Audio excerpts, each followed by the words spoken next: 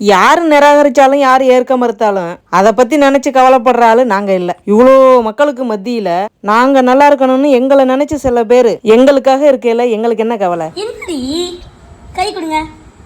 சரி சரி என்னடிமா திட்டு குட்டி தானே இது? குட்டி என்னடி? ஏன் என்னாச்சு? அம்மா பேச மாட்டேதா? ம் ஏன் முடிக்கிற? ஏன் பேச மாட்டியாமே? அவனெல்லாம் கொஞ்சிரியாமே? ம் என்ன சொல்லுவாங்க, எங்களுக்கு பதில் கிடைச்சே ஆகணும். பதில் கிடைச்சி தானே ஆகணும். போராடுவோம் போராடுவோம். எங்கள் அம்மா கிட்ட இருந்து பொருள் தர வரைக்கும் போராடுவோம். பொருள்